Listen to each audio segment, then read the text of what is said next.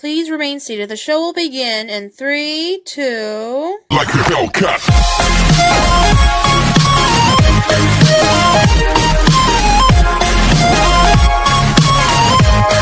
Hello, ghoul friends. Those who are freaky chic, fans of the supernatural, and all things spooky.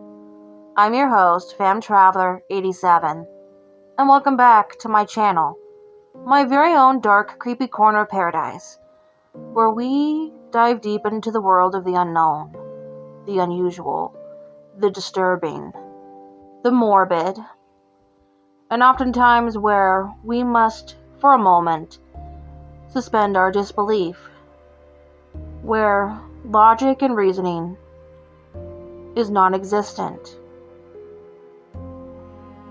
And for those who do believe in the other world that is hidden behind the veil of our subconscious,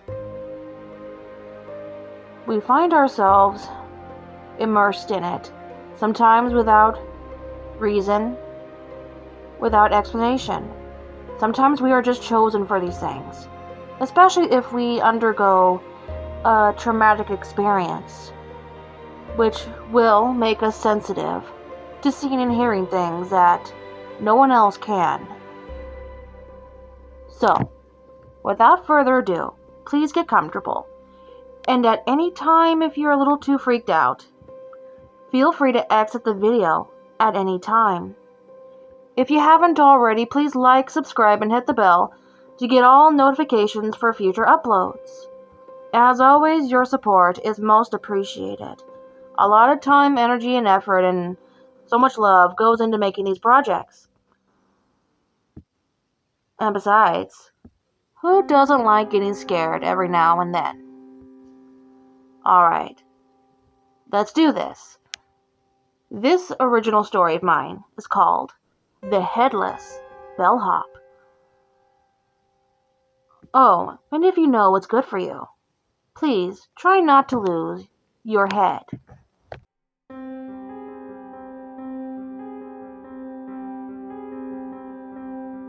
Eight-year-old Miguel Ramirez had always been a naughty kid. He liked getting into fights at school, stealing candies from the gas station his father owned, vandalizing his neighbor's property, scaring his little siblings, as well as pulling pranks on others. It was a hot, blistering summer day. Him and his parents and his twin sisters had just arrived in Honduras. They pulled into the driveway of a large hotel that had been around for many years, since 1912. It had been passed down from Miguel's great-great-grandfather to his abuelo's father, then his abuelo. The place was a brick building, about 6 stories high, and on each floor there was around 15 to 20 rooms, each numbered with a letter. Miguel and his family were going to be staying on the 3rd floor. Dinner was scheduled for 7 o'clock in the evening, and Abuelo Pablo was serving a huge banquet in the dining hall. Abuela Dora had nestled down on the far left side of the oak table, conversing with the other guests who had a few small children, whom were 6 and 7 years of age, who were playing with wooden dolls. Miguel ate his steak and mashed potatoes, then noticing his abuelo acting a bit strange. He seemed to be pacing a bit, his eyes darting around anxiously, and he was mumbling to himself. Miguel asked him what was wrong, and his abuelo broke out of this trance he was in, looking over to his grandson. "What is it, mijo?" he replied, clearing the clump in his throat. Miguel then took a sip from his glass of milk and asked him again. "What's wrong, abuelo?" he repeated. "You seem very distracted by something." Everyone in the room grew silent, and they exchanged mixed expressions of anxiety and discomfort. Abuela Dora then turned to Miguel and folded her arms together, giving a gentle smile and nervous chuckle. "It is nothing, mijo," she said reassuringly. "Finish your food and go play in the yard. Curfew is within a couple hours." Miguel had gone to play soccer, and the sky soon grew darker, and it was nearing bedtime. Abuelo Pablo rushed outside and picked his grandson up and helped everyone else into bed quickly. He appeared to be frantic, and it was hard to ignore. Miguel's abuelo had just told them good night and locked the hotel room door behind him. The lights were out, and Miguel and his family soon fell asleep.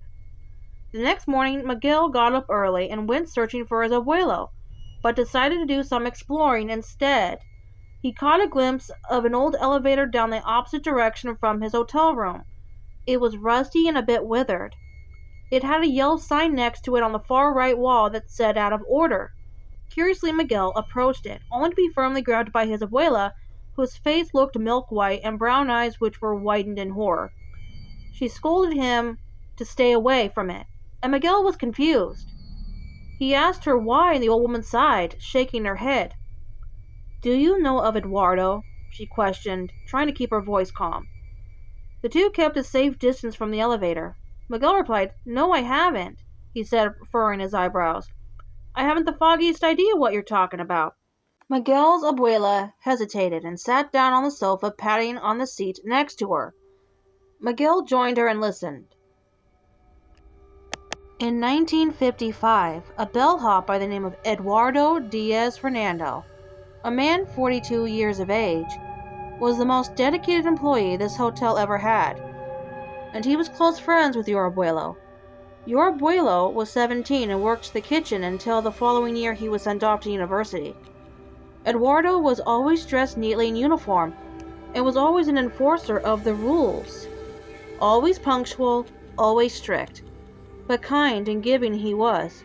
Routinely every night, starting at 9, he would monitor the halls, checking to make sure everyone was in their beds and that their lights were out.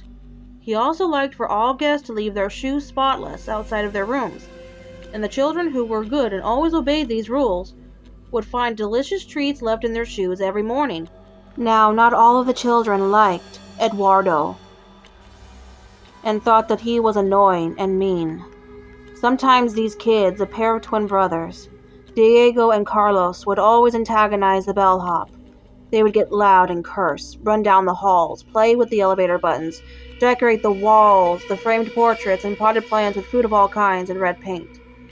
It was getting late one rainy night in early spring, and Eduardo was doing his usual routine like he did every single night without delay. The twin brothers had decided to prank the bellhop by sneaking up behind him and putting baby mice down his neck collar. This scared the bellhop. Then they ran to the elevator and pressed the call button. Little did they know the elevator was broken, because as soon as they entered it, and the elevator rose, it hadn't gone up all the way. Blinded with rage, the bellhop paid no attention, and accidentally slipped on a huge puddle of grease on the tile floor, which caused him to slide and stumble, plummeting down the bottom of the shaft, while he was also crushed between the two doors. He had let out these blood-curdling screams that were so loud that it nearly woke the entire floor. His body hit the very bottom, into the pit. He was decapitated upon impact. Miguel gulped nervously. "What happened next, abuela?" he asked, trembling. His grandmother huffed, a single tear streaming down her cheeks. "In this city we honor what is sacred, and we do not disturb a place of rest for the deceased," she explained. "The police didn't want to remove the body from the pit. This hotel was built on an ancient burial ground, belonging to native indigenous people, whose remains are buried here, and because of this, it would be disrespectful and a bad omen to disrupt the balance of peace between our world and the one beyond." "So, what did you do?" "Your abuelo's father ordered his contractors to pour cement on Eduardo's body once they dug him a hole, and wrapped him up in thick blankets before filling the hole with the cement. Then we all said a prayer for Eduardo, and for a while no one had used that elevator again. Eventually, your abuelo had inherited the hotel. Having graduated from college, he decided to put the elevator back in commission, forgetting all about the tragic incident some years before and the fact there was a body buried at the bottom of the shaft. And what we later discovered is, we failed to find Eduardo's head. When it was cut clean off, severed from the rest of his body, it had landed someplace, had disappeared." Miguel's abuela continued on to add that ever since Eduardo's death, the hotel would every night at 9 o'clock be haunted by the ghost of the Headless Bellhop. He would wander the third floor with a lantern in one hand, floating down the hall and checking to see if any bad children are up past their bedtime, that their shoes are dirty, and if there's a light on.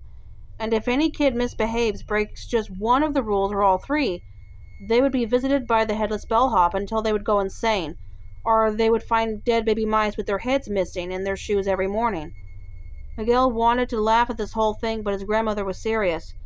She also told him that if he doesn't obey and clean up his act, the bellhop will choose him as his next victim. The worst that can happen, she told him. You will be dragged by the tiny, invisible hands of spirit children, who met the same fate as the Headless Bellhop, and you will be lured to your death at the bottom of that shaft, joining him and the others. Promise me, mijo, that you will be a good boy from now on. Miguel still wasn't entirely sure of this, and he loved his family, including his grandparents. He didn't believe in the Headless Bellhop, but for his abuelo's sake, he said that he would try. He would try to do better.